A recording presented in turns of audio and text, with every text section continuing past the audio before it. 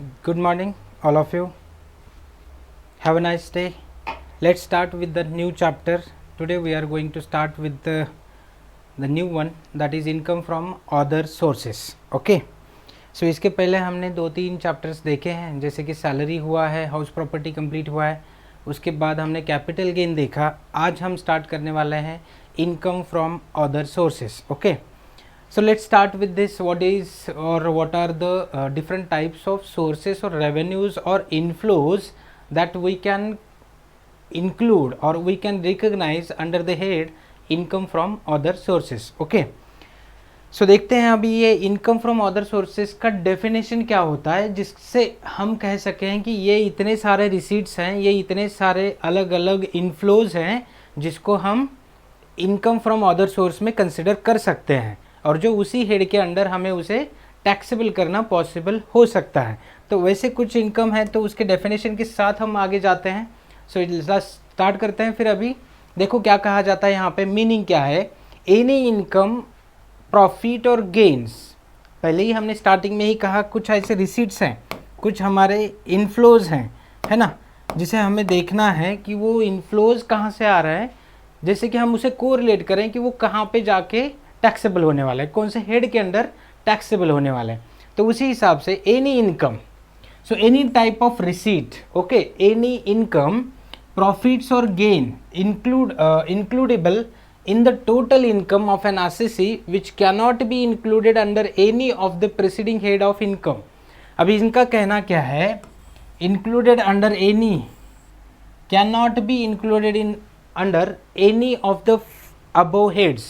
अभी नॉर्मली होता क्या है, in this whole income tax there are total 5 heads are there, है ना. सो ये पूरे 5 हेड में से पहले 4 हेड खत्म होने के बाद लास्ट में normally income from other sources लिया जाता है.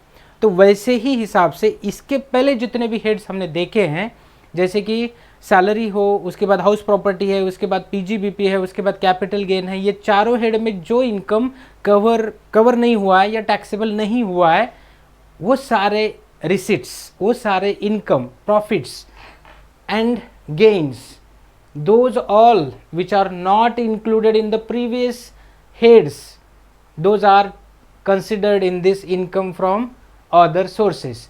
मतलब ऐसे कुछ रिसीट हैं जिसको हम सैलरी के अंडर टैक्सेबल नहीं कर सकते, मतलब वो उस रिलेशन में नहीं मिला है. नेक्स्ट आता है हाउस प्रॉपर्टी. हाउस प्रॉपर्टी की डेफिनेशन में हमने देखा है what are the different types of income which are going to be taxable in the house property. means वो बिल्डिंग है, वो कंस्ट्रक्शन है, और the land appurtenant there too. so all these which we have considered, है ना, मतलब open space है या जो भी है हाउस प्रॉपर्टी में, कितना हम टैक्सेबल कर सकते हैं वो हमने हाउस प्रॉपर्टी में देखा है. उसके बाद हमने कैपिटल गेन में भी देखा कि जो शॉर्ट टर्म हो सकता है, लॉन्ग टर्म हो सकता है, शेयर्स हैं, डिबेंचर्स है, स्टॉक इन ट्रेड है ना. उसके अलावा फिर हमारी जो इमूवेबल प्रॉपर्टी है, मूवेबल प्रॉपर्टी है, पेटेंट्स वगैरह कुछ है. तो ये सारे एंगल से हमने देखा शॉर्ट टर्म और लॉन्ग टर्म में क्या क्या टैक्सेबल हो सकता है. Income from profit, business and profession में देखा, बिजनेस किसको कहा जाता है, प्रोफेशन किसको कहा जाता है, उसके कोरिलेशन में हमने देखा कि वहाँ पे क्या टैक्सेबल हो रहा है, कौन से रिसीट्स हैं, कौन से इनफ्लोज हैं जो हम बिजनेस एंड प्रोफेशन में कंसिडर कर सकते हैं. सो ये चारों हेड में हमने जितना भी कुछ कंसिडर किया है, उसके अलावा भी और कुछ बचा है. ऐसा कोई आइटम है जिसको हमने अभी तक टैक्सेबल नहीं किया है, तो वैसे कुछ अगर है तो यहाँ पे हम देखने वाले हैं कि हम those items or those receipts are going to be taxable in the head this income from other sources. okay, so is chargeable under the head income from other sources. तो हमारा हेडिंग क्या है अभी, income from other sources. This is the हमारा chapter, है ना.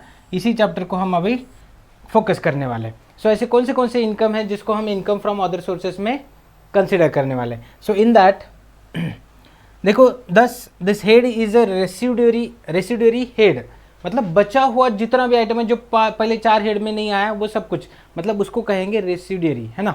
So residuary head of income and brings within the scope of all taxable income, profits and gains of an assessee which falls outside the scope of any other head. मतलब पुराने पहले 4 head छोड़ के बाकी जो भी बचा है वो सब कुछ यहाँ पे कवर हो जाए, जो और किसी हेड में ना जाए, इसके लिए ये इनकम फ्रॉम अदर सोर्स का यहाँ पे हम देख सकते हैं. ठीक है, let's continue with the next part. Income chargeable under this head, section 56 of income tax act 1961, उसके अंडर हमने देखा है कि ये सेक्शन 56 जो है वो चार्जेबिलिटी बताता है कि कौन से ऐसे रिसीट्स हैं, इनकम है, प्रॉफिट्स हैं या गेन्स हैं जो इनकम फ्रॉम अदर सोर्सेज में टैक्सेबल होने वाले हैं। So dividend income exam till 31 मार्च 2020। ओके, सो क्या कहा जा रहा है, देखो dividend income, just a second.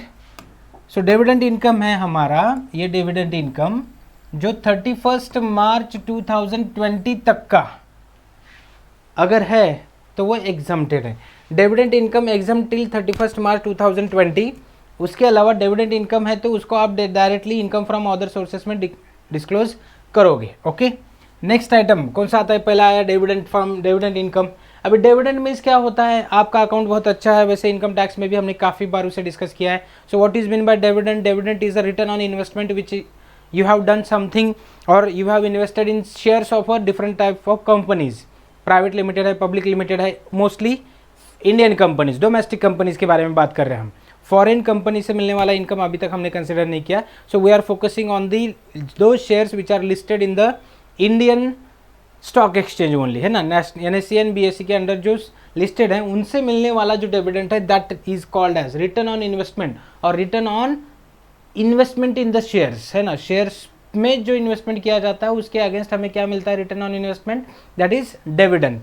Okay sir, that dividend income. Next casual income, like casual income में क्या है, लॉटरी है, कार्ड गेम्स है, हॉर्स रेसेस है, क्विज है ना, मतलब लॉटरी खेल रहे हो आप। लॉटरी मीन्स एक टाइप का वीगरिंग एग्रीमेंट। नॉर्मली अगर आपने कॉन्ट्रैक्ट एक्ट पढ़ा होगा तो कॉन्ट्रैक्ट एक्ट में वहाँ पे ऐसे कहा जाता है कि wagering agreements are not legal, means which are not normally enforceable by law, but there are some legal lottery centers are there, legal betting centers as well, legal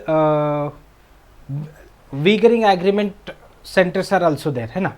तो ऐसे कुछ जगह हैं जहाँ पे कुछ लॉटरीज पे वहाँ पे लीगली अलाउड किया गया है, जहाँ पे आप मतलब आपका जो भी है लक वहाँ पे एज्यूम मतलब अप्लाई कर सकते हो कि लॉटरी है, कार्ड गेम्स है, कार्ड गेम्स नॉर्मली खेल के उससे भी कुछ, जैसे कि आपने कैसीनो में वगैरह देखा है जहाँ से वो अपना इनकम का एक सोर्स माना जाता है।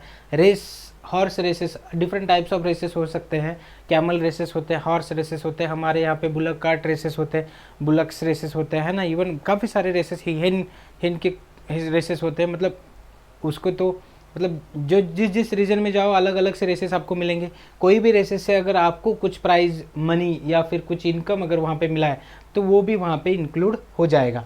उसके बाद क्विज़ है, जैसे कि आपने कौन बनेगा करोड़पति में करोड़ों रुपए जीते हैं या फिर लाखों रुपए जीते हैं, जो इनकम आने वाला है वो कहाँ पे टैक्सेबल होगा, income under the head income from other sources. ठीक है, सो लॉटरी से मिला है, कार्ड गेम से मिला है, हॉर्स रेसेस से मिला है या फिर क्विज से मिला है, कहीं से भी मिला होगा तो आप वहाँ पे क्या कर सकते हो, उसे इनकम फ्रॉम अदर सोर्सेस में टैक्सेबल कर सकते हो। ठीक है, सो हमने अलग अलग एग्जांपल्स देखे, जैसे कि देखो जो अनएक्सपेक्टेड है, जैसे कि अभी अगर आप इसके पहले वाली डेफिनेशन पे फोकस करोगे तो उन्होंने क्या कहा है, ऐसे कुछ रिसीट्स हैं, इनकम्स हैं, प्रॉफिट्स हैं या गेन्स हैं जो इसके पहले वाले हेड में कवर नहीं हुए हैं।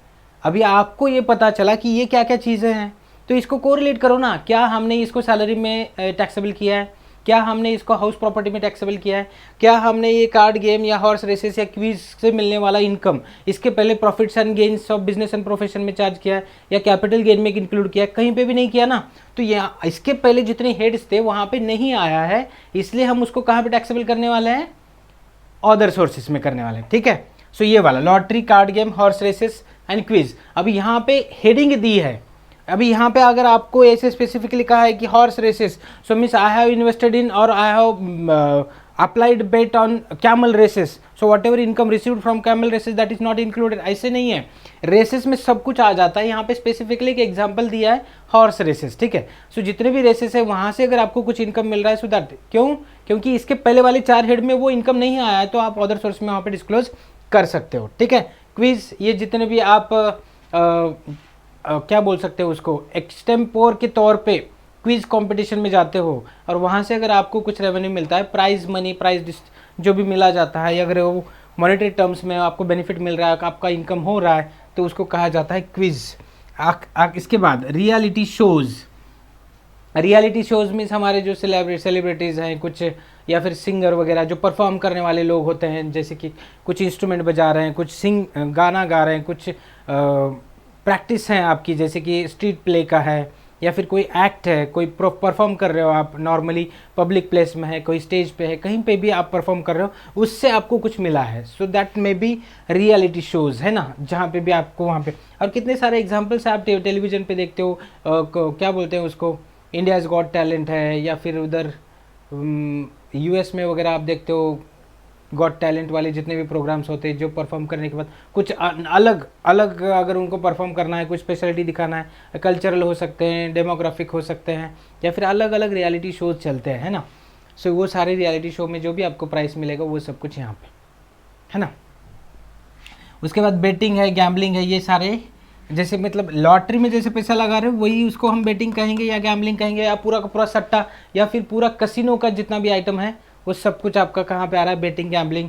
एक मतलब सुनाई देता है, सुनने में आता है कि क्रिकेट में या अलग अलग मैचेस में बेटिंग होती है, गैम्बलिंग होती है ना, पैसे लगाए जाते हैं, वीगरिंग एग्रीमेंट होते हैं। मतलब अभी वीगरिंग बहुत बार आ रहा है, तो इसका मतलब क्या है, so this type of wagering agreement means due to happening और non happening of something, if you receive something, so means क्या कहा जा रहा है, देखो, ड्यू टू हैपनिंग और non happening, if you earn something in the form of profits, gains, incomes, और it might be reverse situation, due to happening और non happening of something you have suffered losses, so that is also treated as an income or expenses or losses from other sources। अभी इसका meaning क्या होता है, देखो, कुछ होने की वजह से या कुछ ना होने की वजह से अगर आपका कोई इनकम वहाँ पे हो रहा है, जैसे कि देखो मैंने आपके साथ एक बेट लगाई कि आज शाम को बारिश होने वाली है, अगर बारिश हुई तो आपने मुझे जितना भी हमारा अमाउंट फिक्स हुआ है उतना हमें देना है, मतलब हमारी बेटिंग लगी है, और अगर आज बारिश नहीं हुई तो मैं आपको दूंगा। सो वहाँ पे जो मिलने वाला है, जो रिसीट है, वो जो इनकम है, वो भी तो एक टाइप का इनकम ही है ना। तो ये बेटिंग मतलब अभी सिचुएशन क्या थी, कुछ होने की वजह से या कुछ ना होने की वजह से, मतलब बारिश गिरने की वजह से मेरा इनकम हो रहा है और ना गिरने की वजह से आपका इनकम होगा। सो कुछ होने की वजह से या कुछ ना होने की वजह से अगर कुछ रिसीट्स एंड लॉसेस को सफ़र करना पड़ सकता है, that is called as wagering agreements. Okay, so ये वीगरिंग एग्रीमेंट का डायरेक्टली यहाँ पे आता है बेटिंग एंड गैम्बलिंग, ठीक है। ये दोनों सिचुएशन में वहाँ पे सट्टा लगाया है किसी चीज़ पे ऊपर, तो उससे कुछ इनकम मिल रहा है, तो वो ठीक है। ये रियलिटी शो का और एक एग्जांपल, वो खतरों के खिलाड़ी वगैरह आपने देखे हैं क्या, प्रोग्राम्स वगैरह, है ना, टेलीविज़न पे होते हैं, ऐसे कुछ स्पेशली हमें कुछ प्रमोट नहीं करना है। तो उसमें अगर आप जीत जाते हो तो आपको बहुत बड़ा सा प्राइज़ मिल जाता है। उसके बाद वो बिग बॉस वगैरह में वहाँ पे भी काफ़ी सारे, मतलब जितने भी शोज़ होते हैं रियलिटी शोज़ जहाँ पे आपको परफॉर्म करने की वजह से कुछ प्राइज़ मनी मिलता है, वो सारे हम यहाँ पे रियलिटी शोज़ में देख सकते हैं। तो ये कुछ एग्जाम्पल्स हैं जहाँ पे हमने casual income, that is not a regular income, वो डेली बेसिस पे हो रहा है क्या, हो भी सकता है, कोई इशू नहीं है। अगर डेली बेसिस पे रूटीन अगर आपका कोर एक्टिविटी बन रहा है, so that may be treated as an your professional और बिजनेस इनकम। समझ में आ रहा है क्या। अभी इसमें देखो कैजुअली कहा है, कैजुअली मीन्स आप कभी कभी उसको क्या करते हो, परफॉर्म करते हो तो आपको मिलता है।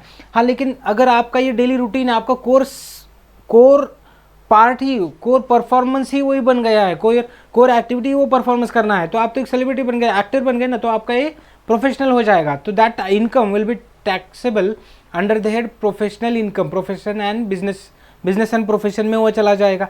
तो उसी वजह से इसको कैजुअल इनकम कहा है ना। तो मतलब मेरा कोर क्या काम है, मैं टीचिंग करता हूँ सपोज, सो यहाँ से जो मतलब after delivering this type of lectures, whatever income I receive that is going to be taxable under the head profession. But what about the, if suppose I have drawn a specific lottery and I have won that lottery, है ना। अभी ऐसी lottery में मैंने पैसे लगाया था कभी बीच में 2-3 साल पहले या बीच में 1-2 महीने पहले, मेरा काम क्या है एक्चुअल में, मेरा प्रोफेशन ये है। हाँ, लेकिन मैंने कैजुअली वो एक चांस लॉटरी का टिकट लिया था और आज वो लग गया, तो उसका इनकम मैं कहाँ पे टैक्सेबल करूँगा, that should be taxable under this head income from other sources, because my all other income heads are already fixed and those items which are not chargeable under the remaining 4 heads, that is going to be taxable in this other sources। समझ में आया क्या ये बाइफिकेशन कैसे हो रहा है। और अगर मेरा ये सारी चीज़ें, लॉटरी खेलना मतलब लॉटरी का ही मेरा बिजनेस है, तो बिजनेस एंड प्रोफेशन मेरा, गेम्स, कार्ड गेम्स वगैरह, वही मेरा कैसीनो का ही बिजनेस है, तो वो क्या होगा, मेरा बिजनेस होगा। हॉर्स रेसेस, अब ये जैसे कि हमारे सीरम इंस्टीट्यूट, क्या बोलते हैं उसको, पूनावाला है ना, साइरस पूनावाला वगैरह, जो इनकी जो टीम है हॉर्स रेसेस की, अभी इनके लिए वो बिजनेस एंड प्रोफेशन है, that will not be treated as their casual income, है ना। सो उनका day to day routine activity वो है, तो उसको नहीं कहेंगे। क्विज, अभी अमिताभ बच्चन के लिए अगर वो उसके लिए रियलिटी शो है, वो रेगुलर बेसिस पे करता है, तो वो उसके लिए क्या होगा, प्रोफेशन के चार्जेस होंगे, ठीक है। हाँ, बट मेरे लिए, मेरे को चांस मिला कभी नहीं, कभी तो एक बार, तो that is my casual income. So that's why it is this special word is recorded here. Okay, so next, continue with the next interest received on compensation, enhanced compensation deemed to be an income in the year of receipt and taxable under the head income from other sources. अब ये देखो क्या कह रहा है, income received on compensation. Compensation means रोज आपके साथ कुछ हो रहा है और आपको कंपनसेशन मिल रहा है, ऐसे थोड़ी होता है, वो कभी तो एक बार होता है ना। कंपनसेशन मीन्स आपने, जैसे कि हम जो अगर डायरेक्टली इसको अकाउंट से अगर कोरिलेट करते हैं, हमने काफ़ी सारे एरर्स देखे हैं, errors in recording books of accounts. So in that situation there are number of errors are there, उसमें एक कंपनसेटिंग एरर भी देखा था आपने, है ना, तो शायद आप उससे कोरिलेट कर सकते हो। यार नॉर्मली देखो जितने भी एरर्स हैं, अगर error may be by intentional और अनइंटेंशनल है, तो ये सारी सिचुएशन में अगर कुछ हुआ है और उसके अगेंस्ट, मतलब हमारे डे टू डे हम हमारा काम बहुत अच्छे से परफॉर्म कर रहे हैं, बट किसी और की गलती की वजह से अगर हमें कुछ सफ़र करना पड़ा या हमने क्लेम किया है, तो उतना अगर हमें कंपनसेशन के तौर पे अगर कुछ एक्स्ट्रा, मतलब ऑलरेडी हम जो सफ़र कर चुके हैं उसको कंपनसेशन नहीं, वो तो रीएम्बर्समेंट हुआ, हाँ उससे ज़्यादा अगर आपको मिला है, तो that extra amount which will be specifically treated as an compensation और एनहांस्ड, मतलब एक्स्ट्रा कंपनसेशन जो आपको मिल रहा है। जैसे कि देखो एक एग्जांपल बताता हूँ मैं यहाँ पे, अभी नॉर्मली हम चेक वगैरह ड्रॉ करते हैं, और हमारे जैसे लोगों का, मतलब कॉमन मैन का अगर चेक बाउंस होता है, तो बैंक हमारे ऊपर 250 रुपीज़ का चार्ज लगाती है, ठीक है, 250 रुपीज़ का एक्स्ट्रा चार्ज वहाँ पे लगाती है। सपोज़ अभी हमारे कुछ गलतियों की वजह से, मतलब जैसे कि सिग्नेचर अच्छा नहीं था, बैंक में बैलेंस नहीं था, है ना। वैसे अगर बिजनेसमैन है तो बैंक में बैलेंस है, लेकिन कोई छोटी सी चीज़ की वजह से अगर बैंक ने अगर वो चेक बाउंस कर दिया या डिनाई कर दिया पेमेंट के लिए, तो शायद उसकी गुडविल के हिसाब से उसका कंपनसेशन बैंक को पे करना पड़ सकता है। जैसे कि सपोज टाटा ग्रुप के कोई कंपनी का अगर चेक बैंक ने बाउंस किया, तो वो चेक सपोज 2 लाख का चेक है, एक मिनिमम अमाउंट का है, और वो बाउंस हो गया किसी छोटी सी गलती की वजह से, तो इस केस में अगर बैंक गिल्टी होती है, तो टाटा ग्रुप सिर्फ 2 लाख नहीं, करोड़ों रुपए का वहाँ पे क्या कर सकती है, कंपनसेशन क्लेम कर सकती है, क्योंकि उनका उतना गुडविल है। So that depends how much net worth you have in the surrounding environment, accordingly you can suit against that particular organisation, मतलब बैंक के अगेंस्ट वो उतना क्लेम कर सकते हैं। अभी यहाँ पे हो क्या रहा है कि टाटा ग्रुप का एक चेक बाउंस होने की वजह से शायद उसकी रेपुटेशन पे उसका क्या हो सकता है, निगेटिव इम्पैक्ट हो सकता है। तो टाटा ग्रुप जब उसके अगेंस्ट सूट फाइल करेगा, तो वो सिर्फ 2 लाख का नहीं होगा, सो 2 लाख का होगा, तो वो सिर्फ रीएम्बर्समेंट हुआ। अगर उन्होंने करोड़ों रुपए या 10 लाख का सपोज रीएम्बर्समेंट मांगा है या 1 करोड़ का मांगा है, सो 2 लाख छोड़ के बाकी जो बचा हुआ है ना, extra enhanced compensation, that whole amount will be treated as an income from other sources, because that is received under compensation. Okay, next, advance forfeited due to failure of negotiation for transfer of capital asset. अभी यहाँ पे क्या है, ये देखो contract act से related है, मतलब कॉन्ट्रैक्ट में एक्ट में आपने शायद पढ़ा होगा, कॉन्ट्रैक्ट अगर हम कॉन्ट्रैक्ट में एंटर होते हैं, तो that agreement is enforceable for 2 parties, है ना। एक्सेप्टेड एग्रीमेंट है, तो उस केस में क्या होगा, 2 पार्टीज़ हैं जिसको वो परफॉर्म करने की बहुत ज़्यादा ज़रूरत है। अभी दोनों पार्टियां अगर परफॉर्म करने वाले हैं, तो ये सिचुएशन में होगा क्या, एक पार्टी की कुछ लायबिलिटी होगी, रिस्पॉन्सिबिलिटीज़ होगी, वो वही दूसरे पार्टी के कुछ ऑब्लिगेशंस होंगे। तो वहाँ पे सपोज अगर मैं स्कूटर बेचना चाहता हूँ, if I want to sell my scooter for ₹5000, है ना। सो सपोज मैंने ये ऑफ़र रखा है और उस ऑफ़र को एक्सेप्ट करके कोई अगर आया है, तो my obligation is to deliver that scooter to the next person, है ना। and the second party's obligation to pay whatever amount we have mutually decided to transfer that asset, that may be capital asset or that may be others, है ना. तो ये सारे situation में क्या हो रहा है, both the parties have some obligations, they need to perform properly. अभी दोनों की रिस्पॉन्सिबिलिटीज हैं, एक ने वहाँ पे गुड्स डिलीवर करने हैं, दूसरे ने उसका पेमेंट करना है, ये तो कॉन्ट्रैक्ट में लिखा हुआ है. तो वैसे ही सेम अभी advance forfeited due to failure और negotiation for transfer of capital asset. मैंने प्रॉमिस किया था कि ये एसेट मैं बेचूंगा, ये एसेट मैं ट्रांसफर करूंगा. So that promise, that negotiation, failure of that negotiation or failure of that particular performance may exercise the lien or forfeit the advance paid by you, है ना. अभी ऐसे होता है, जैसे कि देखो अभी नॉर्मली देखो, हमने टिकट किसी मूवी का टिकट या फिर किसी ट्रांसपोर्टेशन व्हीकल का, फ्लाइट का या रेलवे का टिकट हमने बुक किया है और हम लास्ट मोमेंट पे जाके उसको हम क्या करना चाहते हैं, कैंसिल करना चाहते हैं. तो what they do normally means that organisation do deduct some और retain some amount out of the total balance paid by us, है ना. सो हमने जितना पेमेंट किया है ना उसमें से कुछ पोर्शन वो क्या करते हैं, एक कम पेनल्टी या फिर क्या बोल सकते हैं उसको, चार्जेस बोल के वो कट कर लेते हैं. या कभी कभी क्या होता है, उन्होंने पहले ही बोल के रखा है अगर आप आते हो तो आपका डिपॉजिट कंटिन्यू रखा जाएगा, मतलब आपने कुछ डिपॉजिट करके कुछ रिजर्व किया है और उसको अगर आप परचेस करते हो तो उतना डिपॉजिट आपका माइनस होगा उसमें से. अदरवाइज अगर आप ये ट्रांजैक्शन कैंसिल करते हो तो आपका डिपॉजिट भी डूब जाएगा. सो दैट डिपॉजिट भी डूब जाएगा means that advance paid by you that is going to be forfeited, है ना. मतलब उतना क्या कर रहे हैं वो, फोरफिट कर रहे हैं. सो जितना आपने पे किया है, because why they are going to forfeit, because failure for negotiation, failure of negotiation for transfer of capital asset, क्योंकि you have entered in that such a contract where you need to transfer the capital asset but you have failed to perform that performance. So in such a situation whatever the advance you have paid that is going to be forfeited, and in this situation if anyone earns that money that is going to be taxable under the head other sources. Okay, सो ये कुछ हमारे 4 points यहाँ पे थे.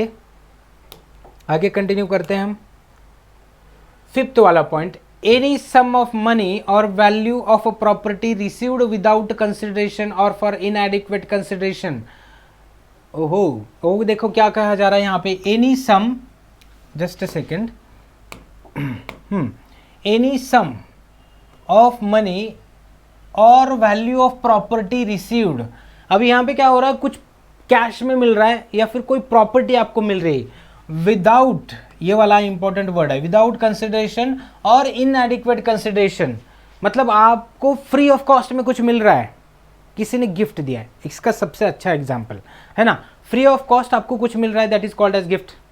Next आता है inadequate consideration, मैंने सिर्फ हाफ पेमेंट किया, मुझे 100% मिला. ऐसी भी सारी चीज़ें हो सकती है ना, कभी कभी डिस्काउंट में बहुत कुछ मिलता है, तो डिस्काउंट वाला आइटम नहीं है, ऐसे कुछ. इनएडिक्वेट कंसिडरेशन मतलब नाम के लिए सिर्फ आपको 1 रुपया देना है. अभी देखो जैसे कि थोड़ा सा अच्छा वाला एग्जांपल लेते हैं. अभी हमारा कोई बिजनेस है, बहुत अच्छा सा बिजनेस है जो हम सोसाइटी के लिए या किसी एक स्पेसिफाइड ग्रुप के लिए बहुत अच्छा काम कर रहे हैं. तो हमें डोनर्स ने मस्त से ऐसी 5 एकड़ की ज़मीन गिफ्ट कर दी, गिफ्ट, है ना. मे बी ऐसे हो सकता है कभी डोनेशन के तौर पे, कभी ग्रांट के तौर पे, या फिर क्या बोल सकते हैं उसको, गिफ्ट के तौर पे हमें कुछ मिलता है. सपोज किसी डोनर ने हमें लैंड गिफ्ट कर दी क्योंकि हम बहुत अच्छा काम कर रहे हैं. तो उस केस में उस एसेट को अगर हमारे बिजनेस एंड प्रोफेशन में अगर हमें डिस्क्लोज करना है तो you have already seen that scenario in the accounting. क्या लिखा था वहाँ पे कि अगर आपको फ्री ऑफ कॉस्ट में अगर कोई एसेट मिल रही है तो how you are going to disclose that asset in the books of accounts on at a nominal value. Nominal means हमें सपोज अभी जो 5 एकड़ की ज़मीन मिली है शायद वो करोड़ों रुपए की होगी, लेकिन हमें गिफ्ट में मिली है, तो उसको क्या हम करोड़ों में आज की वैल्यूएशन करके वहाँ पे रिकॉर्ड करेंगे? क्या नहीं, हम उसका एक नॉमिनल वैल्यू ₹1, ₹100 इतना एक नॉमिनल वैल्यू पे वो एसेट हम डिस्क्लोज कर सकते हैं और उसे वैसे ही कंटिन्यू कर सकते हैं.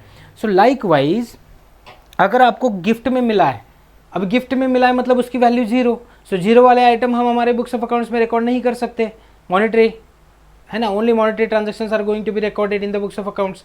सो for that purpose that whole asset will be recorded on a nominal value. So likewise we can continue with the same asset, है ना. सो यहाँ पे इनएडिक्वेट कंसिडरेशन दिया जा रहा है. इनएडिक्वेट कंसिडरेशन मीन्स व्हाट, मतलब आपको एक सिर्फ नॉमिनल वैल्यू वहाँ पे करनी है और पूरी होल एसेट आपके नाम पे ट्रांसफर हो रही है. So in such a situation, if it is received on free of cost or inadequate consideration to be subject to tax in the hands of recipient. So ऐसे केस में वो recipient को, मतलब जिसको मिल रहा है उसके लिए वो taxable होगा in the hand, in the under the head income from other sources. क्योंकि ये देखो गिफ्ट मिल रहा है. अभी गिफ्ट कैसे मिल रहा है, एम्प्लॉयर ने एम्प्लॉय को गिफ्ट दे दिया. So there is employer employ relationship is there. अब होता है ऐसे, कभी कभी कुछ अच्छे एम्प्लॉयर होते हैं जो अपने एम्प्लॉयज को गिफ्ट देते हैं. अरे रोज उठ के थोड़ी देंगे, है ना, या कौन से रिलेशन में दे रहे हैं वो भी तो इम्पोर्टेंट है. रिलेशन क्या है उसके अंडर हम उसके हिसाब से उसको टैक्सेबल करना है नहीं करना है वो हम देख सकते हैं. Without having any type of previous year attachment, previous heads attachment, if suppose we have received free of cost any receipt, income, profit, so that is going to be taxable under this head. Okay, next आता है compensation or other payment due to or received by any person in connection with the termination of his employment or the modification of the term and conditions relating thereto. फिर से एक बार पढ़ के देखो, compensation or other payment due or received by any person in connection with the termination of his employment or the modification of term and condition relating thereto. अभी देखो यहाँ पे स्पेसिफिकली कहा है एम्प्लॉयमेंट से रिलेटेड कुछ टर्म्स एंड कंडीशंस, कुछ rights and responsibility change करने की वजह से अगर किसी पर्सन को कुछ ड्यू या रिसीव्ड होता है, so that amount is going to be considered as a income from other source. Okay, so these are the total 5-6 points which we can easily identify. Or apart from that also there are number of items which has not covered earlier income heads. Those are going to be taxable under this head. Okay, so let's continue with the next part. 7th वाला point देखो क्या कह रहा है, क्या कह रहा है यहाँ पे, interest on securities, saving bank interest, FD interest and debentures. अभी यहाँ पे देखो कैसा आइटम है ये, देखो interest on securities, interest on securities. अभी इंटरेस्ट मिल रहा है हमें, हाँ, लेकिन ये भी देखो कैसे है, जैसे कि देखो सेविंग बैंक इंटरेस्ट है, एफडी वाला इंटरेस्ट है, या डिबेंचर वे मिलने वाला इंटरेस्ट है, ये भी तो रिटर्न ऑन इन्वेस्टमेंट है ना. हाँ, लेकिन इसके कैसे है 100% ये टैक्सेबल नहीं होते हैं, कुछ हद तक ये एग्जम्प्टेड है और उसके लिमिट के बाहर जाने के बाद जो एक्स्ट्रा अमाउंट बचता है वो होता है हमारा टैक्सेबल. ओके, सो ये जो सेविंग बैंक का इंटरेस्ट है आपने अलग अलग सेक्शन के अंडर देखा होगा कि सेविंग बैंक इंटरेस्ट है तो ये एक सीमित लिमिट तक वहाँ पे क्या है एग्जम्प्टेड है, उससे ज़्यादा अगर है तो वो क्या होगा टैक्सेबल होगा. सो लाइकवाइज एफडी का भी इंटरेस्ट वैसे ही है और डिबेंचर का भी इंटरेस्ट वैसे ही है. जैसे ही वो रूल सामने आएगा उसके हिसाब से हम उसको टैक्सेबल करना है नहीं करना है वो देख सकते हैं. हाँ, but income received in this form मतलब सेविंग बैंक में हमने डिपॉजिट रखा और उस पर हमें इंटरेस्ट मिला, that is in other source. Fix deposit में हमने कुछ अमाउंट रखा था उसमें हमें इंटरेस्ट मिला, that is also other source. Next, debentures में हमने किसी कंपनी के डिबेंचर्स परचेस किए थे, ईयरली है, क्वार्टरली है, 6 मंथली, हमें उस पर इंटरेस्ट मिलने वाला है, that is also going to be और मस्ट बी टैक्सेबल. एंड कहाँ रिकॉर्ड करना है तो इसके पहले कहीं पे भी नहीं कर सकते, इसलिए उसे अदर रिसोर्स में क्या करेंगे, अदर सोर्सेस में टैक्सेबल करेंगे. Okay, next family pension. Family pension, अभी ये वो क्या होता है फैमिली पेंशन, इंडिविजुअल जो पेंशन मिलता है उसके लिए तो हमने देखा है इनकम फ्रॉम सैलरी में हमने देखा है सो एंड सो प्रोपोर्शनेट हम पेंशन प्रॉपरली कैलकुलेट करते हैं, जितना मिला है उसमें से कुछ डिडक्ट मतलब कुछ एग्जम्प्टेड होता है, उतना हम एग्जम्प्टेड डिडक्शन लेते हैं और बचा हुआ हमारा क्या होता है वो टैक्सेबल होता है. So that is in relation to the employer and employee. यहाँ पे क्या कहा जा रहा है, फैमिली, वो एम्प्लॉयमेंट का पेंशन होता है. फैमिली पेंशन कुछ गवर्नमेंट के थ्रू से, प्रधानमंत्री पेंशन योजना ऐसे वगैरह कितने सारे योजना होते हैं ना, तो सीनियर सिटीजन्स को वगैरह या फैमिली को पेंशन्स मिलते हैं. That is income from other source. Okay, next, any sum received under a key man insurance policy including bonus on such policy if not chargeable to the tax under the head income from salary. ये पहले confirm कर लो कि ये वाला जो मिल रहा है हमें, एनी सम रिसीव्ड अंडर की मैन इंश्योरेंस पॉलिसी और उसका बोनस, अगर इनकम फ्रॉम सैलरी में टैक्सेबल नहीं है तो फिर वो अदर सोर्स में आएगा. ठीक है. हाँ, अभी देखते हैं व्हाट इज मीन बाय की man insurance policy. What is mean by की मैन इंश्योरेंस पॉलिसी, ये वाला पार्ट जो बहुत इंपॉर्टेंट चीज़ है, उससे रिलेटेड एक छोटा सा एग्जांपल लेते हैं. की मैन इंश्योरेंस पॉलिसी और इसके ऊपर का बोनस जो भी है एक्स्ट्रा कुछ मिल रहा है. सो की मैन है ना, एनी ऑर्गेनाइजेशन और every organization has their key man who plays a very important role and who will be treated as a key managerial personnel in that particular organization. यहाँ पे क्या हो रहा है देखो, अगर किसी ऑर्गेनाइजेशन के कुछ इंपॉर्टेंट पर्सन्स हैं जिसको हमें प्रोटेक्ट करना चाहिए, अगर उनकी, जैसे कि हमारे डायरेक्टर्स हैं, इंपॉर्टेंट डायरेक्टर्स हैं, ऑफिसर्स, एग्जीक्यूटिव ऑफिसर्स हैं, मैनेजर्स हैं, डिपार्टमेंटल मैनेजर्स हैं, उनके हेल्थ के लिए, उनके लिए उनको प्रोटेक्शन देने के लिए हमने इंश्योरेंस पॉलिसी निकाली है, और जिसका पेमेंट कंपनी खुद पे करती है प्रीमियम, और जो प्रोटेक्ट करता है एम्प्लॉय को. और मैच्योरिटी के डेट पे अगर सपोज उस एम्प्लॉय को उसका कुछ सम मैच्योरिटी पे रिसीव होता है या फिर बोनस कुछ मिलता है, so that whole part will be taxable under the head income from other sources. Example के दे, कुछ साल पहले एक केस हुआ था टाटा ग्रुप से रिलेटेड. ठीक है. सो टाटा टी कंपनी को आप जानते ही होंगे, है ना. सो टाटा टी कंपनी से रिलेटेड है कि उनकी कुछ टी फार्म्स जो होते हैं ना, टी फील्ड्स, वो उधर अरुणाचल प्रदेश, मेघालय, सिक्किम, वो वाली बॉर्डर पे है ना, वहाँ पे काफ़ी सारे उनके फार्म्स थे. अभी वहाँ पे ऐसे था कि कुछ टेररिस्ट अटैक्स भी होते हैं. अगर आप थोड़ा सा ईस्ट साइड में जाते हो, नॉर्थन ईस्ट एरिया में जाते हो, ऊपर वाली साइड में थोड़ा सा, है ना, तो वहाँ पे क्या सिचुएशन होती है, मेघालय, मेघालय, नागालैंड, वो ऊपर का जो पार्ट है, अरुणाचल प्रदेश, सिक्किम, ये वाला जो पार्ट है ना, इधर नेपाल, उधर भूटान, मतलब ऐसे पूरी वो ऊपर वाली बॉर्डर है. तो वहाँ पे क्या होता है, उनकी कुछ मतलब टाटा टी ने कुछ टी फार्म्स वहाँ पे एक्वायर किए थे, परचेस किए थे. वो पूरी फैक्ट मतलब टी फार्म जो थी उसको प्रोसेस करने के लिए वहीं पे उन्होंने क्या किया था, एक फैक्ट्री भी एस्टेब्लिश की थी.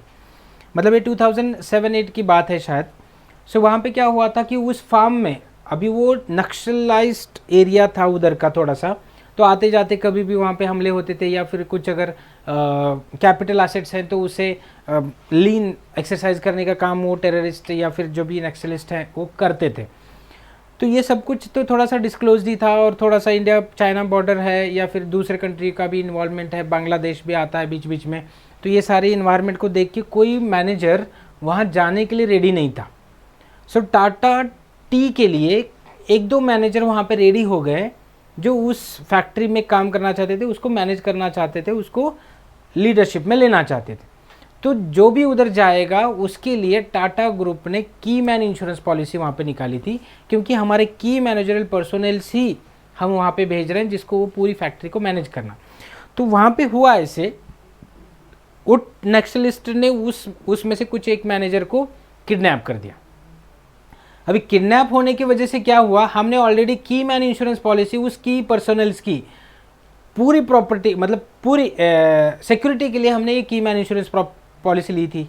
सो जैसे ही उसे किडनैप हुआ, किडनैप होने के बाद नक्सलिस्ट ने टाटा ग्रुप को काफ़ी कुछ एक हेवी अमाउंट डिमांड की, और जो डिमांड देने के बाद ही वो क्या करने वाले थे, उस मैनेजर को या उस की मैनेजरल पर्सनल को वो फ्री करना चाहते थे, डिस्चार्ज करना चाहते थे। तो ये सारी सिचुएशन में टाटा ग्रुप ने बगैर सोचे कुछ ना करते हुए सीधा सीधा जो भी डिमांडेड अमाउंट थी वो दे के उस की मैनेजर को उसने क्या किया, छुड़ा लिया, नक्सलिस्ट।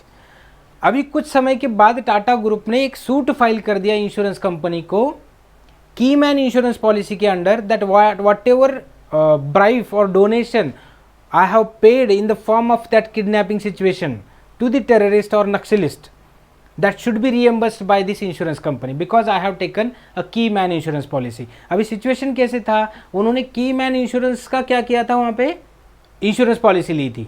तो की मैन को प्रोटेक्ट करने का काम क्या है, किसका है, अगर उसको कुछ भी होता है तो कौन रिस्पॉन्सिबल होगा, इंश्योरेंस कंपनी। तो उसी सिचुएशन में इसकी जान बचाने के लिए इस की मैन की टाटा ग्रुप ने जो भी पेमेंट किया उसको रीएम्बर्स करना का काम इंश्योरेंस पॉलिसी का है, मतलब इंश्योरेंस कंपनी का है। तो ये ऐसे केस एक चला था, तो उसकी वजह से वो थोड़ा सा फेमस हो गया था। तो उसी वजह से आप यहाँ पे बोल सकते हो की मैन इंश्योरेंस पॉलिसी मीन्स हमारे जो की मैनेजरल पर्सनल्स होते हैं उनकी सिक्योरिटी के लिए ये की मैनेजरल पर्सनल का की मैन इंश्योरेंस पॉलिसी निकाला जाता है, जिसका प्रीमियम नॉर्मली कंपनी या ऑर्गेनाइजेशन पे करती है। हमारे जो की मैनेजरल्स होते हैं, पर्सनल्स होते हैं, लीडर्स होते हैं, उनको प्रोटेक्ट करने के लिए। क्योंकि देखो अगर काफ़ी सालों से अगर वो बंदा अपने कंपनी में काम कर रहा है और उसको अगर कुछ होता है तो उसका इम्पैक्ट हमारे day to day routine business पे भी होता है ना। तो ये सब कुछ प्रोटेक्ट करने के लिए थोड़ा बहुत एक सिक्योरिटी ली जाती है। और टाटा ग्रुप ने जिस तरीके से उस केस को हैंडल किया तो वो बहुत अच्छी बात थी, जो इंश्योरेंस पॉलिसी से वो उन्होंने रीएम्बर्स क्लेम किया। और उनका एक लीगल हेड के अंडर ही उन्होंने वो सूट फाइल किया था और जिसमें टाटा ग्रुप को वहाँ पे रीएम्बर्समेंट मिला भी था। इसकी वजह से वो केस फेमस था। ठीक है, एक केस स्टडी छोटा सा था उसमें। तो की मैन इंश्योरेंस आपको समझ में आया होगा। इस फॉर्म में अगर कुछ, क्योंकि प्रीमियम कौन पे कर रहा है, कंपनी पे कर रही है, और उसमें मैच्योरिटी पे रिसीट कौन पा रहा है, मतलब किसको मिल रहा है रिसीट, वो एम्प्लॉय को मिल रहा है। सो वो एम्प्लॉय जो की मैनेजरल पर्सनल है या की मैन है उसको मिलने वाला एनी सम और any bonus that is taxable under the head income from other sources. ठीक है, अभी नेक्स्ट पॉइंट को जाते हैं, जस्ट सेकेंड। नेक्स्ट पॉइंट देखो हमारा क्या है, नेक्स्ट वाला पॉइंट देखो हमारा क्या है। Any income chargeable to tax, any income chargeable to tax under the act but not falling under any other head of income। any income chargeable to tax, ऐसा कोई भी इनकम जो टैक्सेबल है, जो टैक्सेबल है अंडर द एक्ट, मतलब income tax के under वो टैक्सेबल है, बट इसके पहले वाले जितने हेड्स थे ना वहाँ पे कहाँ पे भी वो टैक्सेबल नहीं हुआ है। सो बचा हुआ सब कुछ आएगा इनकम फ्रॉम अदर सोर्स। ठीक है, सो ये कुछ एग्जांपल्स हमने यहाँ पे देखे। नेक्स्ट पार्ट कंटिन्यू करते हैं। ये जो एग्जांपल्स थे इनकम फ्रॉम अदर सोर्सेज के थे। ठीक है, अभी हमें थोड़ा सा नेक्स्ट स्टेप में जंप करना है। देखो क्या है, deductions allowable under section 57 from this income from other sources. अभी इनकम फ्रॉम अदर सोर्सेज में जो ऐसे सोर्सेज हैं जो हमने देखे हैं वो सोर्सेज से हमें इनकम मिल रहा है। अब ये इनकम लेते समय जैसे कि वैसे जितना मिला उतना इनकम हम चार्जेबल करेंगे क्या उसमें से कुछ डिडक्शन के तौर पे हम डिडक्ट कर सकते हैं। जैसे कि सपोज मुझे लॉटरी लगी है, मैंने 1 लाख रुपए की लॉटरी निकाली थी, मुझे लगे 5 लाख रुपए। अब मेरा नेट इनकम कितना है आप ऊपर बता के देखो। मैंने 1 लाख रुपए का टिकट लिया था, मुझे 5 लाख रुपए की लॉटरी लगी है, तो मेरा नेट इनकम कितना है, 5 लाख रुपए रिसिट मिले। हाँ, लेकिन उसके लिए उसको मतलब to earn that 5 lakh rupees, how much I have invested, 1 lakh rupees, so I need to deduct that much na first, so remaining balance will be my net income। so likewise मतलब देखो वो 5 लाख रुपए earn करने के लिए मुझे कितना invest करना पड़ा था, वहाँ पे कितना एक्सपेंसेस इनकर करना पड़ा था, 1 lakh rupees. So straightforward 5 lakh minus 1 lakh हमारा नेट कितना हुआ, 4 lakh rupees. So that 4 lakh is going to be taxable. It is my opinion, ये मेरा ओपिनियन। सो उसके हिसाब से मैं एग्जांपल दे रहा था, उसके हिसाब से income tax act income from other sources में ऐसे कौन से इनकम है और ऐसे कौन से डिडक्शन है जो उस इनकम से हम ले सकते हैं, उसकी ये लिस्ट यहाँ पे दी है। ठीक है, समझ में आया आपको। नेक्स्ट कंटिन्यू करते हैं इसको। इन केस ऑफ डिविडेंड, पहला वाला पॉइंट जो हमने पढ़ा था, in case of dividend interest on securities any reasonable sum paid by way of commission और रेम्यूनरेशन टू द बैंकर और any other person that much should be deducted. Deductions की बात कर रहे हैं हम सेक्शन 57 के अंडर। सो डिडक्शंस क्या है हमारे, सो आप ये इंटरेस्ट डिविडेंड ऑन सिक्योरिटीज ये सब कुछ अर्न करने के लिए, जैसे कि मैंने शेयर्स परचेस किए थे, शेयर्स परचेस करने के लिए मैंने जिस ब्रोकर को हायर किया था उस ब्रोकर को शेयर्स परचेस एंड सेल करते समय भी चार्जेस देने पड़ते हैं, और कुछ अगर डिविडेंड के तौर पे इनकम होता है तो वहाँ पे भी अगर वो कमीशन चार्ज कर रहा है, so that much should B deductible, है ना। सो वही उनका कहना है, जो भी इंटरेस्ट है डिविडेंड है इसको अर्न करने के लिए अगर आपको किसी बैंक को या किसी अदर फाइनेंशियल इंस्टीट्यूशन को या एजेंट को अगर आपको वहाँ पे कमीशन पे करना पड़ सकता है, तो वो जो है ना, वो जो कमीशन हम पे कर रहे हैं, सो दैट इज डिडक्टेबल, है ना। सो जितना भी आपको इंटरेस्ट एंड डिविडेंड मिला है उसमें से ये कमीशन या फिर कोई ब्रोकरेज है या फिर कोई एक्स्ट्रा एक्सपेंडिचर आपने इनकर किया, वो सब कुछ वहाँ पे डिडक्ट कर सकते हो। नेक्स्ट, पहला कंप्लीट हुआ। नेक्स्ट क्या है, income consist of recovery from employees as contribution to provident fund, superannuation fund etcetera. तो इस केस में amount of contribution remitted before due date under respective act in accordance with the provision of section 36(1) under section 1(VA), है ना। अभी इनका कहना क्या है, income consist of recovery from employees as a contribution to any provident fund, superannuation fund, recovery from employee as a contribution to any provident fund. अभी यहाँ पे क्या हो रहा है, अगर प्रोविडेंट फंड में नॉर्मली क्या होता है, सैलरी देने से पहले ही उसमें से सैलरी से डिडक्ट किया जाता है और प्रोविडेंट फंड को ट्रांसफर किया जाता है। हाँ, बट किसी सिचुएशन में अगर कंपनसेशन या रिकवरी या फिर कुछ पेनल्टी के तौर पे अगर कुछ रिकवरी मिल रही है, so that provident fund and superannuation fund will be treated as an, मतलब उससे जो रिकवरी का अमाउंट मिल रहा है वो will be treated as a income from other sources. हाँ, बट उसके लिए क्या कहा है, amount of contribution remitted before due date under the respective act. अभी क्या होता है कि अभी अगर हम कंसिडर करते हैं प्रॉपरली, तो प्रोविडेंट फंड का जो टैक्सेबल पोर्शन है वो हमने ऑलरेडी सैलरी में देखा था। जैसे कि देखो, contribution done by more than 12.5% of basics, मतलब सैलरी, जितनी सैलरी है उसका 12.5% से ज़्यादा अगर कंट्रीब्यूट किया जाता है तो that is taxable under that particular provident fund head, वो सैलरी में हमने देखा। और उसका जो इंटरेस्ट मिलने वाला था तो मोर देन 9.5% है, तो वो इंटरेस्ट का पोर्शन भी टैक्सेबल था उस केस में। उसके अलावा अगर कुछ यहाँ पे रिकवरी की कंडीशन में अगर कुछ मिल रहा है, so that should be taxable in this income from other source. Okay, next, deductions allowable under section 57। Family pension, पहले तो देखा हमने फैमिली पेंशन इज टैक्सेबल।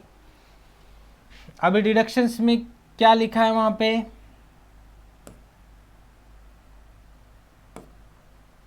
हाँ, डिडक्शन में क्या लिखा है, देखो डिडक्शन में क्या लिखा है, फैमिली पेंशन से रिलेटेड 33.13%, 33.3333 ऐसे उसका है ना, 33.33% ऑफ सच इनकम और ₹15,000 विच एवर इज लेस। सो जितना टोटल फैमिली पेंशन मिलता है, अभी इसको देखो थोड़ा सा, अगर सपोज हमें 30,000 फैमिली पेंशन मिला है ईयर का, इसका क्या करेंगे, हमें 33.33% कैलकुलेट करेंगे। ठीक है, ये 33.3333 वो कंटिन्यूस इन्फानाइट रहेगा, इसलिए उसको बार दिया। ठीक है, सो 30,000 का 10% होता है 3,000 और 30% होता है 9,000। ठीक है, ओवरऑल हम ऊपर ऊपर थोड़ा सा ब्रॉडली कैलकुलेट करते हैं। सो 30,000 पे डायरेक्ट 30% अगर कंसिडर करते हैं तो वो 9,000 होता है। ठीक है, 9,000 और ऊपर का 3.3% में उसका 1% होता है 300, 3% होता है 900, है ना। सो ऐसे मिला के 9,900 एंड समथिंग अगर आता है तो इसको राउंड अप करके हम 10,000 करते हैं, है ना। अप्रॉक्सीमेट 10,000 हम कितना आ रहा है, अप्रोक्सीमेट 10,000 ऑफ 30,000 का 33% आ रहा है, ये हमने कैलकुलेट किया 33.33% वाला। ये कितना इनकम आया 10,000 और सच इनकम और rupees 15,000 whichever is less that much amount is deductible from the total income. So इन दोनों में लेस कौन सा है 10,000।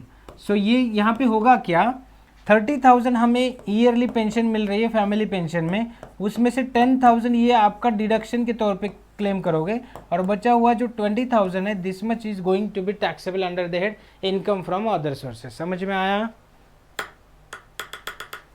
ठीक है, ये पहला वाला था फैमिली पेंशन से रिलेटेड, उसका 33.33% और 15,000 maximum which ever is lower, दोनों में से जो भी लोअर होगा कम से कम होगा वो हम डिडक्ट करेंगे डिडक्शन के तौर पे। सो जो टोटल अमाउंट मिला उसमें से डिडक्ट करेंगे और बचा हुआ अमाउंट हमारा क्या रहेगा टैक्सेबल रहेगा। ठीक है, नेक्स्ट वाला पॉइंट देखो कौन सा है,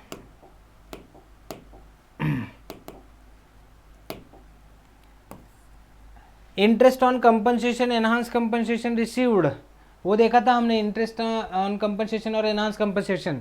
किसी भी तौर पे आपको अगर कंपनसेशन के तौर पे या एनहांस कंपनसेशन के तौर पे अगर कुछ अमाउंट मिला है ऑर्गेनाइजेशन से या कहीं से भी मिला है तो उसका स्ट्रेट फॉरवर्ड 50% आप ऐसे माना जाता है कि आपको जो कंपनसेशन मिल रहा है out of that 50% you have already suffered, मतलब आपने उसका 50% ऑलरेडी सफ़र किया है तो उसके अगेंस्ट आपको क्या मिल रहा है अभी 100% कंपनसेशन मिल रहा है। सो 50% आप उसमें से एज एक्सपेंसेस इनकर्ड बोल के उसमें से डिडक्शन ले सकते हो और बचा हुआ 50% आपका क्या रहेगा टैक्सेबल रहेगा।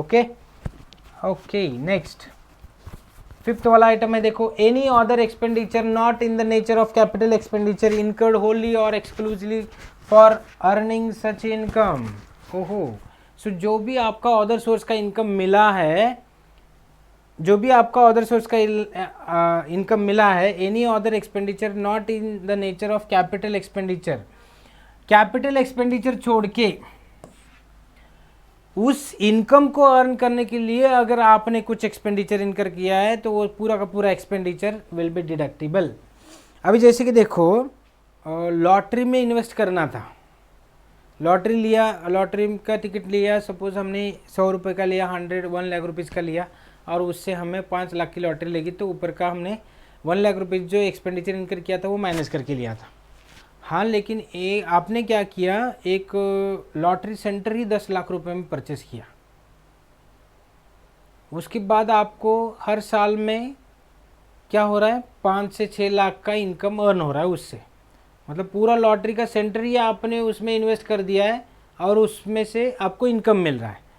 अभी यहाँ पे सिचुएशन क्या हुआ, एक तो लॉटरी वो बिजनेस बन गया आपका, हाँ, लेकिन आपने जो इन्वेस्टमेंट किया वो that is not a recurring expenditure और regular revenue expenditure, that is capital in nature. मतलब आपने वो लॉटरी के टिकट बनाने की मशीन में ही इन्वेस्ट किया और उसमें से फिर टिकट निकाल रहे हो और फिर जो भी लॉटरी आपको लगेगी उससे इनकम मिल रहा है। So that should not be A capital expenditure, ऐसे कुछ आपने कैपिटल एक्सपेंडिचर के तौर पे इसमें इन्वेस्ट नहीं करना है। ठीक है, हाँ, उसको छोड़ के जितना भी आप उसे अर्न करने के लिए इनकर करोगे दैट मच इज डिडक्टिबल। कभी कभी ऐसे होता है कि आपको लॉटरी मिली है 5 लाख की और आपका लॉस ही इतना हुआ है 6-7 लाख रुपए का। So if you have a record then you can directly claim और डिस्क्लोज और file a return of losses, वहाँ पे आपका अदर सोर्स का लॉस है बोल के आप वहाँ पे डिस्क्लोज कर सकते हो। ठीक है, सो ये सारे यहाँ पे एग्जांपल्स थे, डिडक्शंस थे। नेक्स्ट, डिडक्शंस अंडर सेक्शन 58, अभी ये 58 के अंडर है, इसके पहले वाले 57 के अंडर थे।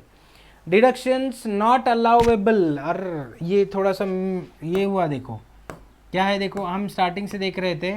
So these are deductions allowable,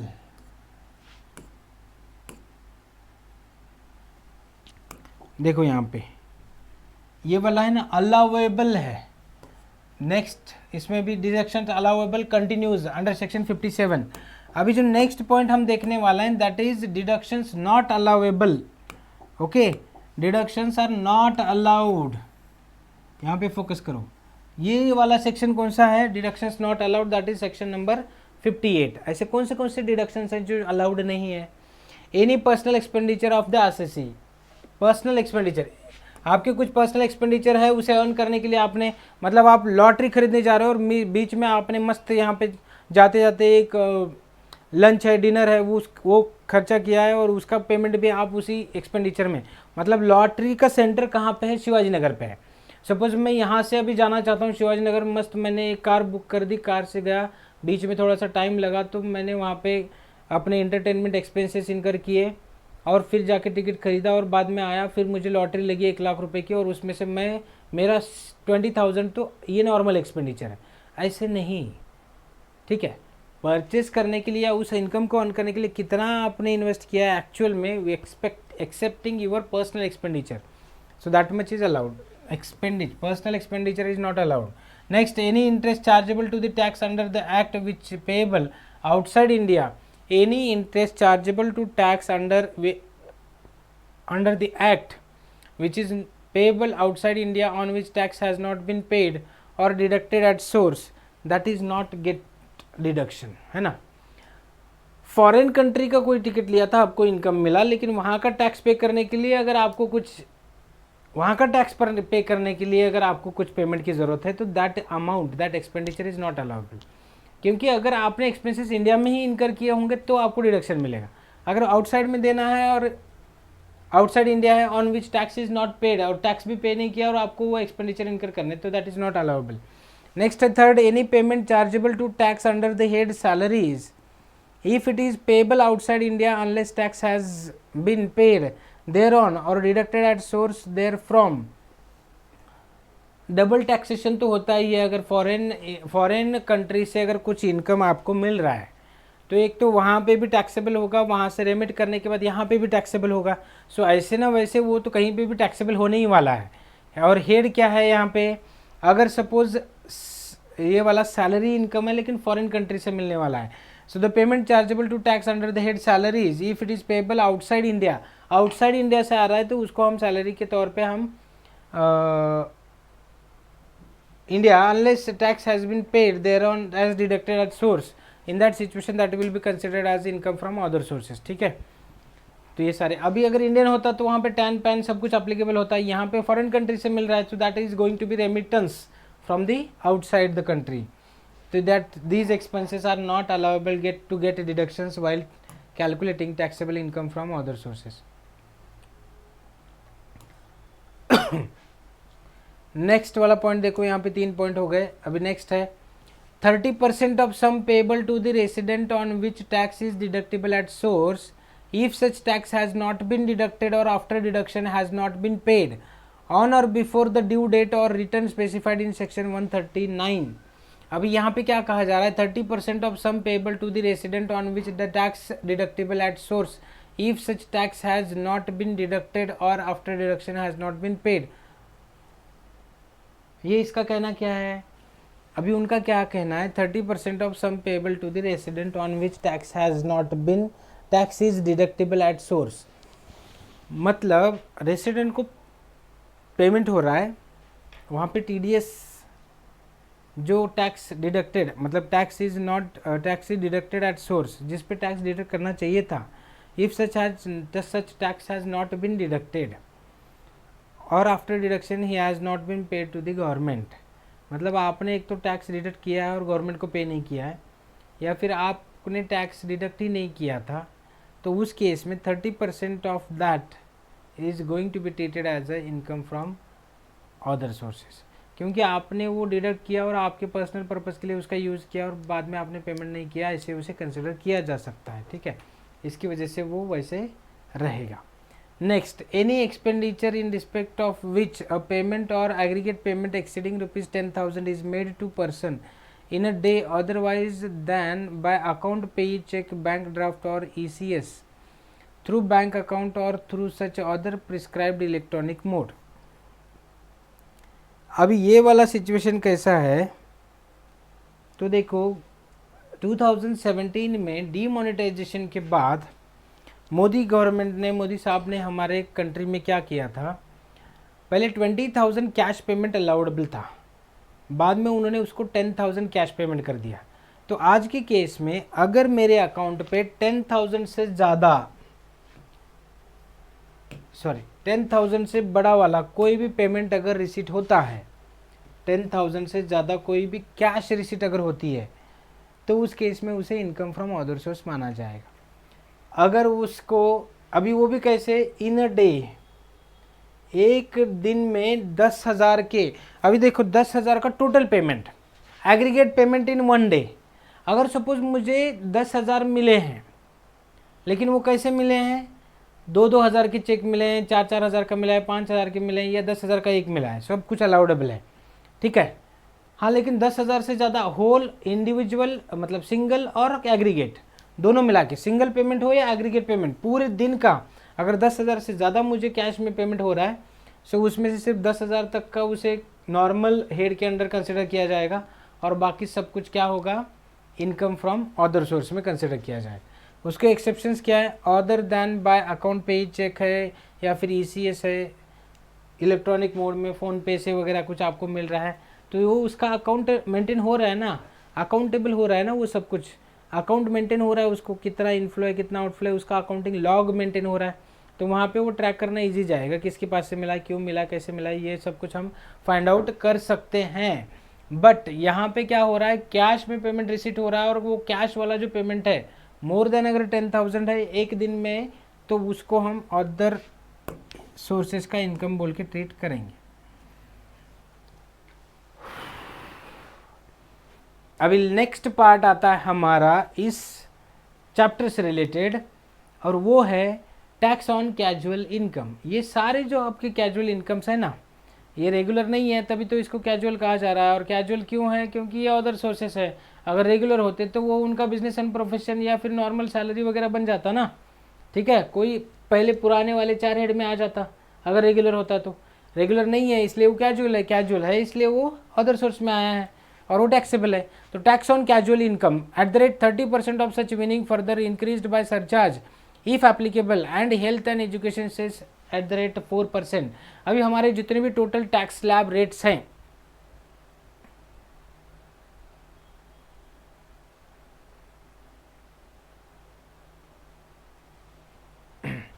जितने भी टैक्स स्लैब रेट्स हैं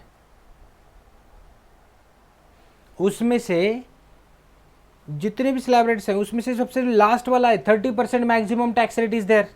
सो flat 30% tax is going to be taxable. ओहो क्या हो रहा है, हाँ, 30% flat tax rate is going to be taxable, 30% flat tax rate will be applicable. मतलब जितना भी विनिंग हुआ, आपको 1 लाख रुपए मिला, उसका 30% गवर्नमेंट को आपको टैक्स के तौर पे देना है। प्लस अगर सरचार्ज एप्लीकेबल है कुछ अमाउंट के ऊपर, तो उसको सरचार्ज देना पड़ेगा, और उसके साथ ही 4% का आपको सेस भी इमीडिएटली वहाँ पे करना पड़ेगा।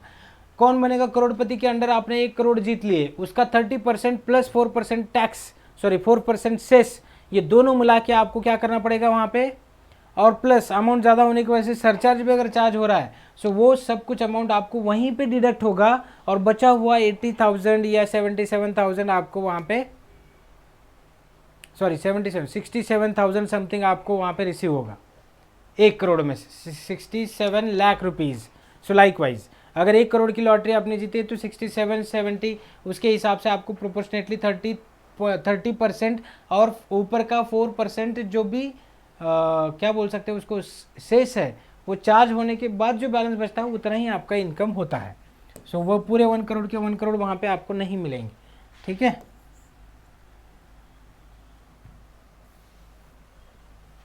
नेक्स्ट, नो एक्सपेंडिचर और allowance can be allowed from such income.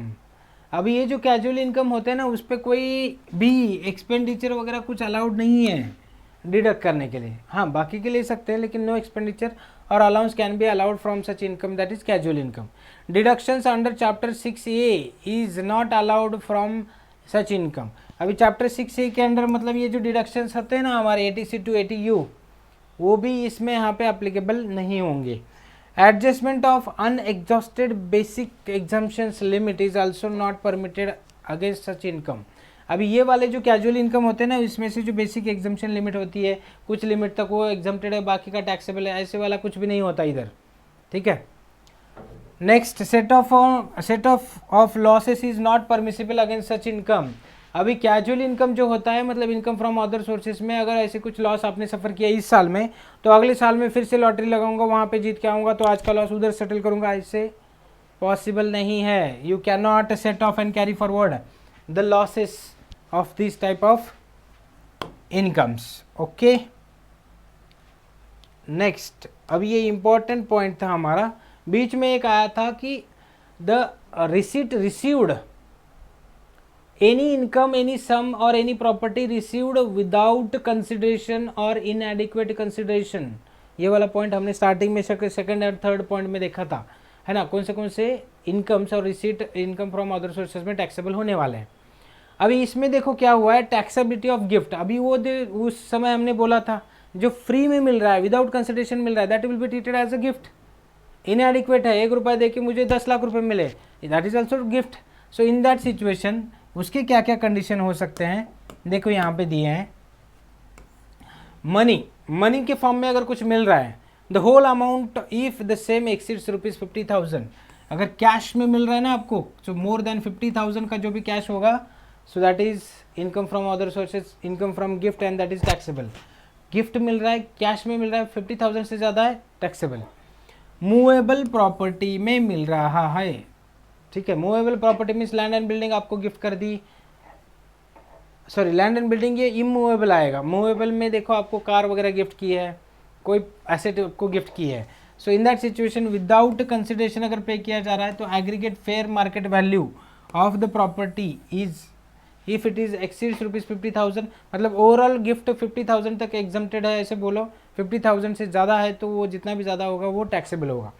Next है इनएडिक्वेट कंसिडरेशन. अगर आपने दिया है, मतलब सपोज 60,000 का अगर गिफ्ट मिला है, तो ऊपर के 10,000 हमारे क्या होंगे, अदर सोर्स में टैक्सेबल होंगे, ऊपर के 2 पॉइंट के हिसाब से. अभी नीचे वाला पॉइंट क्या कहता है, inadequate consideration the difference between the aggregate fair market value and the consideration if such difference exceeds ₹50,000, then that will be taxable under the head income from other source. ठीक है.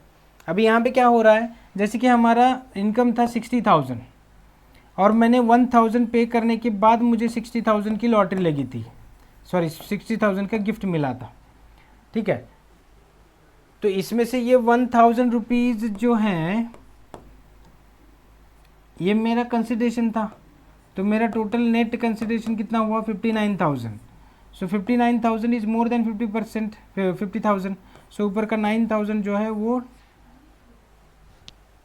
if such difference exceeds ₹50,000 then that extra amount will be taxable. ठीक है. ये ऐसे 3-4 points हमने देखे हैं यहाँ पे. Next, taxability of gift of immovable property. अभी इमूवेबल प्रॉपर्टी है, तो इस केस में हमें क्या करना है, तो देखो कैसे कैलकुलेशन रखने हैं. इमूवेबल प्रॉपर्टी है, लैंड एंड बिल्डिंग वगैरह आपको दी जा रही है. Without consideration the stamp value of the property if it exceeds ₹50,000. आपको कोई घर गिफ्ट कर दिया आपके पापा ने, आपके फादर इन लॉ ने, मदर इन लॉ ने, या किसी ने भी आपको, अगर मैटरनल अंकल, मैटरनल मदर ने, किसी ने अगर आपको वहाँ पे गिफ्ट कर दिया immovable property, so in that situation if it exceeds और if it stamp duties exceeds ₹50,000 then that is taxable. Inadequate consideration दिया जा रहा है, the difference between the stamp duty value and the consideration if it exceeds ₹50,000 and 5% of consideration. So अगर आपको 5 लाख की property दी गई है, उसका 5% कितना हो रहा है, 2,50,000 है ना, ये इतना, और 50,000 whichever is higher, that much is exempted and that much is treated as an consideration. अभी ये 5% में 2,50,000 एंड 50,000 है हमारे पास. सो इन दोनों में क्या है, ये 2,50,000 इज मोर है ना, बड़ा है, higher of 50,000 and 5% of consideration. वो इनएडिक्वेट कंसिडरेशन उतना कंसिडर किया जाएगा और बाकी बचा हुआ टैक्सेबल किया जाएगा. ठीक है, गिफ्ट के तौर पे मिलने वाला. चलो, ये थे हमारे टैक्सेबिलिटी ऑफ गिफ्ट. हाँ, अभी ये पूरे इनकम फ्रॉम अदर सोर्सेज के लिए कुछ हमारे पास एक्सेप्शंस भी हैं. Exceptions to this section number 56 under section 2x. However, any sum money or value of property received in the following circumstances would be outside the ambit of section 56(2)(x). अभी क्या हो रहा है, ये अभी गिफ्ट वाले सिचुएशन को हमने देखा था, काफ़ी सारे पुराने एग्जांपल्स देखे थे जहाँ पे कैजुअल इनकम है, नॉर्मल इनकम है, जो भी मिल रहा था हमें उसको हम वीगरिंग एग्रीमेंट से अंडर मिल रहा था, जो भी मिल रहा था, जो भी हम सब कुछ इनकम फ्रॉम अदर सोर्सेज में टैक्सेबल कर रहे थे, उसको लिए कुछ एक्सेप्शंस है।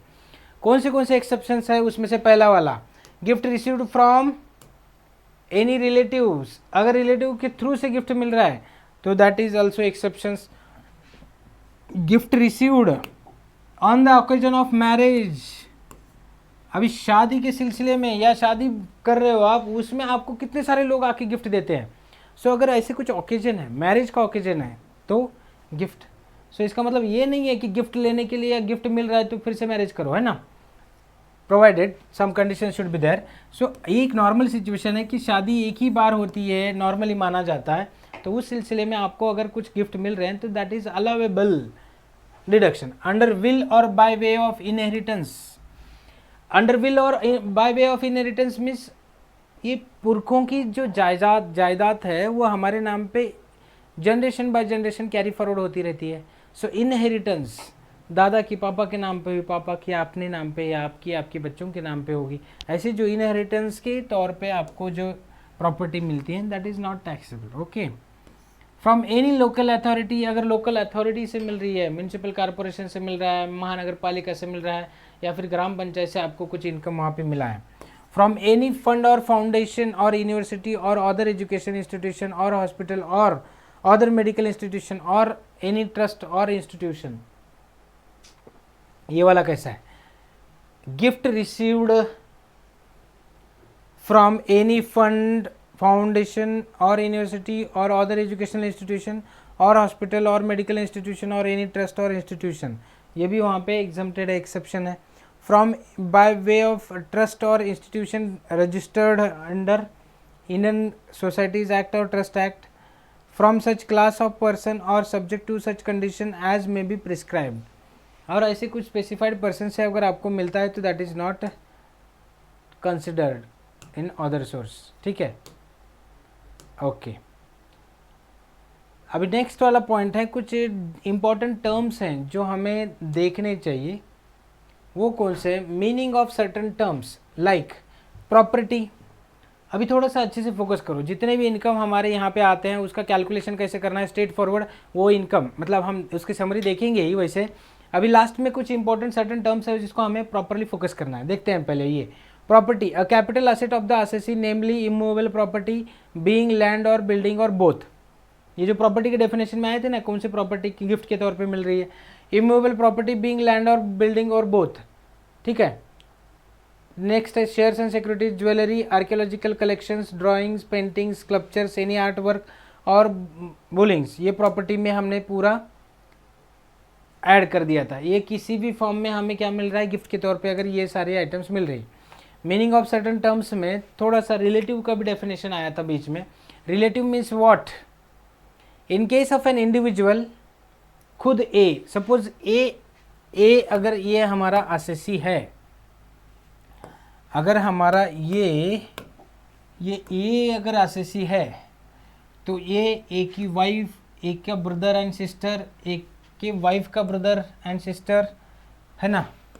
उसके बाद उस ए के parents, mother, sister, brother, Mrs के पेरेंट्स, उसके brothers and sisters, mother and father, दोनों हो गए, है ना।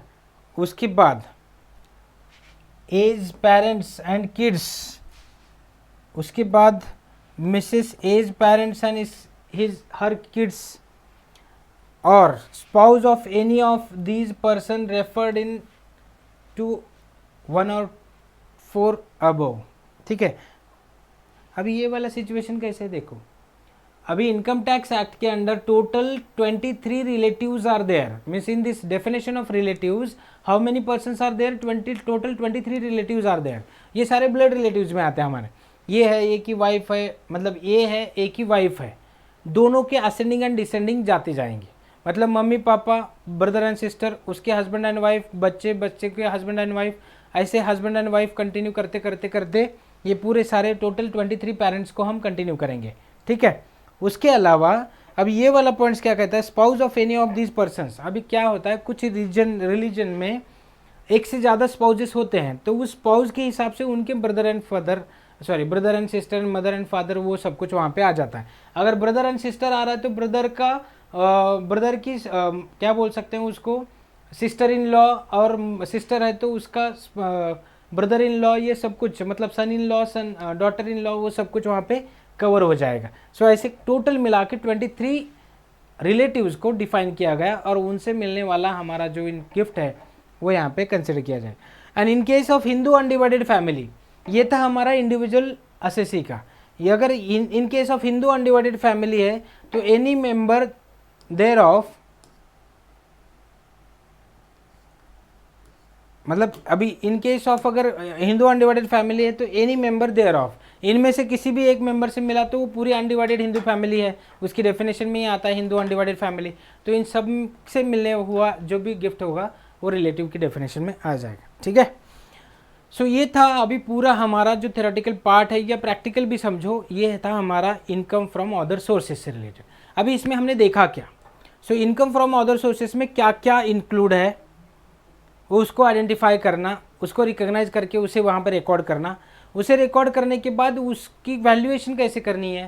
सो टोटल जो इनकम मिला है, रिसीट मिला है, गेन मिला है, प्रॉफिट मिला है, उसको लेंगे और उसे अर्न करने के लिए जितना एक्सपेंसेस हमें इनकर करना पड़ा है, जितना डिडक्टिबल है, अलावेबल है, उतना ही डिडक्ट करेंगे, और जो भी बचा हुआ अमाउंट होगा वो जो नेट अमाउंट है that will be treated as a income from other sources. तो यहाँ पे एक्स्ट्रा कुछ झंझट नहीं है, स्ट्रेट फॉरवर्ड उस पर ऊपर का टैक्स अगर इंडियन है तो, अगर फॉरेन है तो विदाउट टैक्स भी वहाँ पे ग्रॉस और नेट का फोकस करना है और इजीली उस पर हमें टैक्स चार्ज करना है, ठीक है। सो आपको दिया जा रहा है कि lottery amount received net of taxes 50,000, so means taxes पे करने के बाद 50,000 मिला है। सो बिफोर टैक्सेस कितना होगा, तो वो सब कुछ आपको प्रॉपरली कवर करके फिर उसे अर्न करने के लिए कितना एक्सपेंडिचर इनकर करना पड़ा, वो सब कुछ सेटल करके बस इतना ही इनकर करने के लिए कितना एक्सपेंडिचर डिडक्ट करना है, टैक्स का एप्लीकेबल है या नहीं है वो देख के ख़त्म। जो भी बचा हुआ बैलेंस है वो सब कुछ इनकम फ्रॉम अदर सोर्सेज में टैक्सेबल करेंगे। वो करते करते गिफ्ट की डेफिनेशन देखी हमने 50,000, उससे ऊपर कम ज़्यादा जो भी है टैक्सेबल है। रिलेटिव्स की डेफिनेशन देखी, और ऐसे स्ट्रेट फॉरवर्ड हमारा जो फिफ्थ वाला जो ये हेड है इनकम फ्रॉम अदर सोर्सेज, इसको हमने फोकस किया है, ठीक है। हाँ, जब अभी लास्ट वाला कंप्यूटेशन ऑफ इनकम, हम in computation of taxable liability of a specific assessee, ऐसे जब करेंगे तो अलग अलग 5 हेड का अलग अलग इनकम आएगा और उसको हम कंसोलिडेट करके उसके ऊपर टैक्स कैलकुलेट करेंगे, ठीक है। सो ये था हमारा whole and sole income from other sources. So आज के लिए इतना काफ़ी है। So all of you, thank you all of you, have a nice day, see you in the next lecture with the new topic. Okay, so bye bye.